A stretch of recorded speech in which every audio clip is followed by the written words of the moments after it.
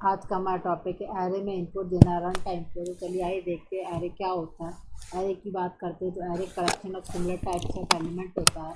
हम एक पास अगर किसी पर्टिकुलर डेटा टाइप की वैल्यूज़ को स्टोर करना चाहते हैं तो उसे एरे कहते हैं, चाहे वो इंटीजर टाइप की हो, चाहे वो फ्लोट टाइप की हो, चाहे वो डबल टाइप की हो, चाहे वो कैरेक्टर या स्ट्रिंग टाइप की हो। जैसे मान लेते हैं कि हमें रोल नंबर स्टोर करना था तो हम क्या करते हैं, इंट रोल नंबर ब्रैकेट देते कि न्यू इंट और मान लेते कि 100 रोल नंबर स्टोर करना था।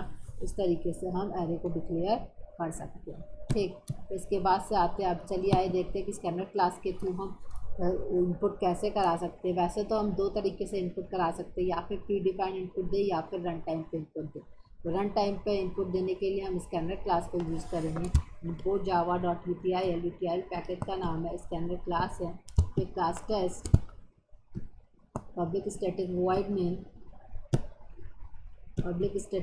में फिर इंट आई और आई लूप के लिए एन नंबर ऑफ एलिमेंट्स के लिए एरे में हमने लिखा scanner OBJ equal to new scanner system dot इन।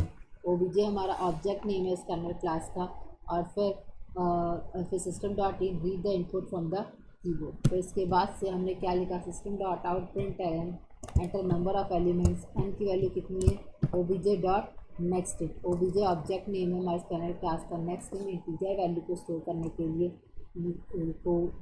को यूज़ किया गया है। फिर हमने क्या किया, एरे को डिक्लेयर किया, int array equal to new array का नाम ए रखा है तो बिग फिश ब्रैकेट फिर न्यू इंट और एन।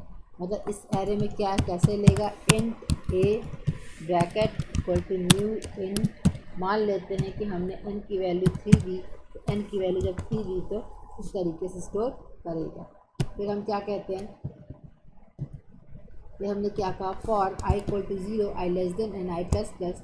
सबसे पहले लूप के लिए क्या करता है, इनिशियल वैल्यू देते हैं, फिर I less than N test condition दिया, फिर आई प्लस प्लस। मतलब कैसे स्टोर कर रहा है, वैल्यूज़ को कैसे स्टोर कर रहा है, 0 लेस देन एन की वैल्यू 3 दी थी तो 0 लेस देन 3, मतलब पहली बार आई की वैल्यू 0 तो क्या करेगा, ओबीजे डॉट नेक्स्ट इंट ए 0 पे वैल्यू स्टोर हो जाएगी। फिर 0 + 1 1 हो जाएगी तो एरे 1 पे वैल्यू स्टोर हो जाएगी।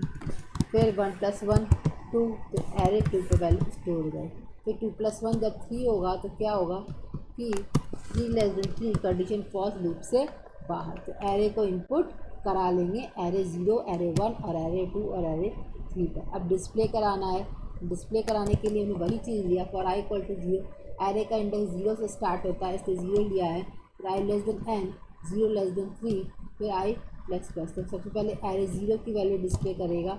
हमने क्या कहा, एरे 0 फिर एरे 1 फिर 1 + 1 2 एरे 2, और जब वैल्यू हमारी 3 लेस देन 3 होगा तो कंडीशन फॉल्स होगी और लूप से बाहर आ जाएगा। आइए अब रन करा के देखते हैं इसको। हमने क्या कहा, cd डेस्कटॉप जावा सी टेस्ट हमारी फाइल का नाम है, फिर जावा टेस्ट क्या डिस्प्ले किया, नंबर ऑफ एलिमेंट 5 एंटर करते हैं, 30 40 50, तो एरे वैल्यू कितनी डिस्प्ले कर दिया, 10 20 30 40 और 50 वैल्यू डिस्प्ले करते। अगर स्ट्रिंग वैल्यू लेते तो कहाँ पर चेंज करते, हम यहाँ पर स्ट्रिंग लेते और फिर यहाँ पर भी क्या लेते, स्ट्रिंग डिक्लेयर करते।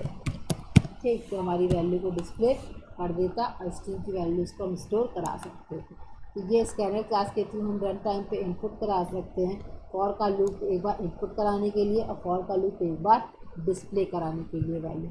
इसके बाद से हम लोग फिर हम लोग देखेंगे कि जेनरिक क्या होता है, इनम क्या होता है और फाइल हैंडलिंग क्या होता है। आज के लिए बस इतना ही, धन्यवाद।